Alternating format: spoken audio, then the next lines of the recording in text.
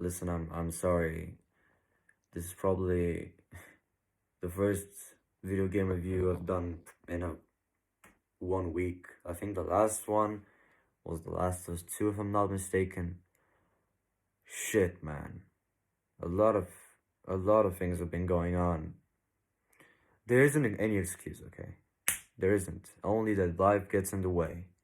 Stops me with his big hairy dick and I can't do anything about it, so sooner or later, of course, I'm gonna get back on track. Of course, I'm gonna make video game reviews. Everything did come back to normal, as I promised you, from my absence, but today we're not talking about this. No, boy, I'm not washing you. I'm not explaining you my fucking struggles, because my YouTube channel isn't about this. To whine, to talk about my personal life, already done, and if I wanna do it more, well, I would go to a psychiatrist instead of YouTube. And we all know why. But anyway, today I'm reviewing.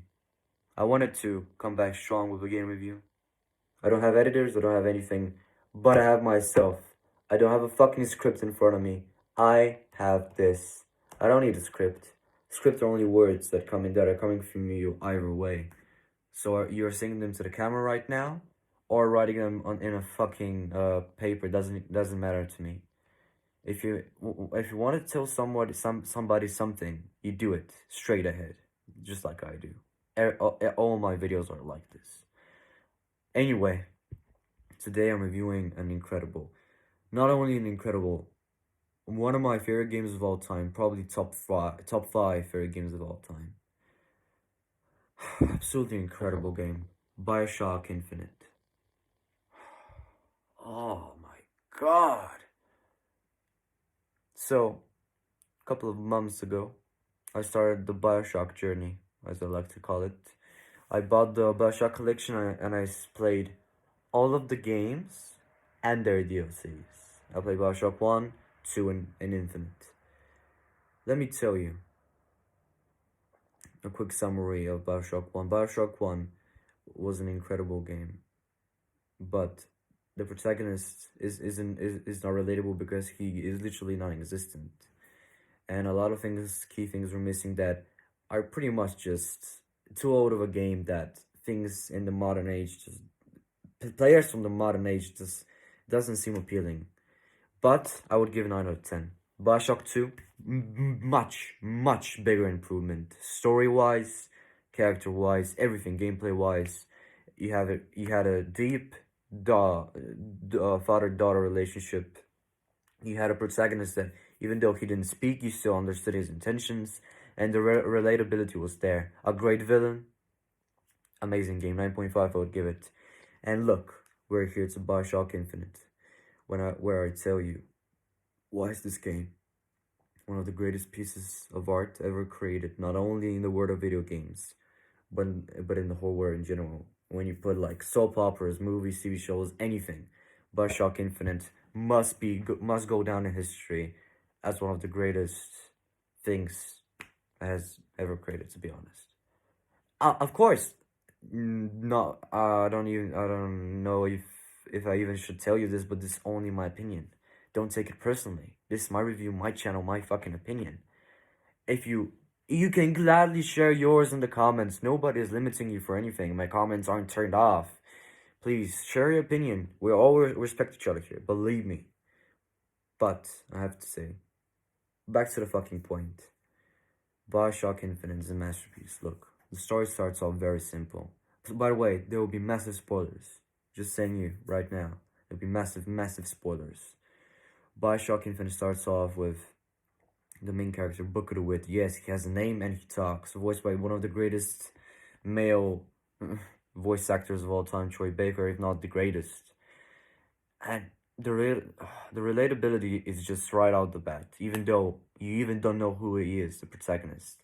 It starts off, you are in a boat with two unknown people that are rowing the boat to a lighthouse that is quite similar to the lighthouse from the first game. Similar, but not the same. And you're with these people. You're together with them. You don't know them. You're hearing them for the first time, as well as the protagonist. And the only thing you do in this boat is see your book, your diary, and it says, "Bring the girl, wipe away the debt."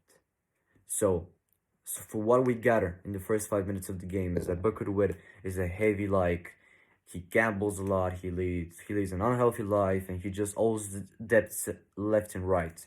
And out of the blue, a mysterious man just comes to his door and says, "Get the girl, wipe away the debt."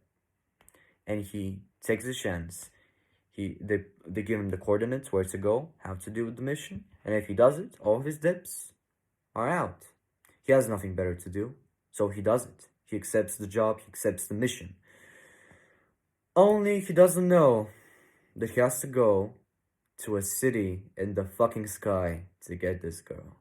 Yes, one of the most beautiful, extraordinary worlds ever built. Thank you, Ken Levine. Thank you, Ken Levine, for making these memories. You are sent to Colombia. One of the greatest worlds ever in a video game. You are literally in heaven. That's what you think. It's also very good. It's like beautiful sky, of course, you're in the fucking sky. Beautiful clouds, beautiful sun, beautiful flowers. People are always nice to you. But then something strange happens. You're going to all the mini games, and all of a suddenly, one of the mini game is like throwing baseball balls to people. And it's like, ah, yeah, why not? It's gonna be fun. But then all of a sudden, they're sending I can't even say this. They're making you throw the baseball balls at Afro-American black children. Yes, because they're racist. And then you're giving a simple choice. Very hard. What should choose? What should I choose? The choice is: will you throw the ball at the announcer or throw the ball at the children? So any despicable scumbag who threw the ball at the children, you are a absolute scum, and I hate you, even if I don't know you. And of course, I chose to throw the ball at the announcer. But then all hell breaks loose, all of the things, all the propaganda, and then we're through. And it's a big shootout, normal action. Of course, it's an action game. Of course, there are gonna be shootouts and things, but done right, of course. But then all of a sudden, you finally know where the girl is. She's in a massive, massive tower, a bit like Shrek and Fiona, if you think about it. And he goes in the tower. He gets up to her and he sees that she has a certain ability to open rifts between dimensions and times. And different times. You can go back to 1930s. You can go back to anywhere you want. Maybe you can go to the future or not. No, you cannot go to the future, only in the past. She has a time control ability. Unknown, you don't know how. And to be honest, I still don't know, but I can only presume that from the books that she was taught and all of the things that happened in the process. But anyway, this is not the most important thing. You escape with the girl, and slowly but surely you form a relationship with her. Of course, you don't tell her where you need to go because you don't want her to be scared and run away. But eventually this happens. She does find out why you're here, as she says, "We're not going to Paris. You're sending me to New York." Anyway, this is when she finds out that he only wants to use her. And yeah, get the depth. She tries to escape, but then she says, all of the action things is very entertaining. And she says, "Oh, yeah, I guess my only chance to survive is to come with you." Yeah. Yeah, that's what she does. And a lot of things happen, a lot of dramatic things. And then we're at the end of the game. This is the most incredible video game ending of all time. It shares this part with Red Dead Redemption 1, I believe. Oh my god, the ending was crazy. So, it turns out that Elizabeth, the other main character girl, is actually your daughter. And you may or may not have had sexual feelings to her, probably. But if you didn't fall in love with her, don't lie to me, because of course you fucking did. She was an incredible character. Anyway, It turns out that she was stolen by Comstock, and Comstock was the villain the whole game. Then you kill Comstock just because he's a threat to Elizabeth and you, but then you don't get it. But then it turns out that Comstock, the villain, the despicable man, is actually you, the protagonist. And the only way to kill Comstock, to end his treachery and all of his timelines, because he stole Elizabeth. He stole Elizabeth, and that's why she got her pinky, broken at the process, or destroyed, I believe. Yeah. And the only way he could perish is if you die. If you go back to the certain place in time when you got baptized, this is when you should die, because this is when you're technically born. This is when you become Comstock, and you lose your identity. You're not Booker DeWitt. And you know who has to kill you? Your daughter, Elizabeth. She drowns you. That's the game over. I can't put my mind through it. Look,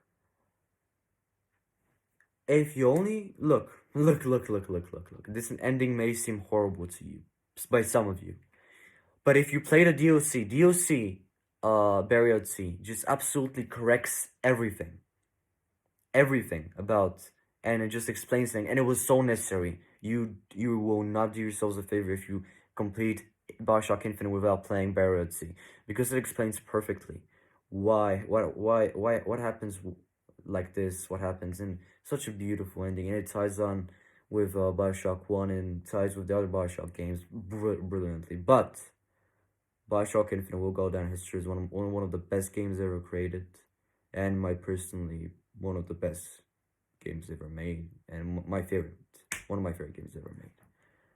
So, oh, by the way, Troy Baker did an amazing job. I don't think that's a surprise for you, but yeah. Incredible game, incredible everything. Play it if you haven't. Play the DLCs, because they're very important. And yeah. Leave a like. Hope you enjoyed the video. Hope you enjoyed me sucking the cock of this game, because it deserves to be sucked. In my opinion, of course. Well, I have to leave you. I love you all, believe me. And yeah, I'll see you soon. Goodbye, my friends. Stay safe. Goodbye.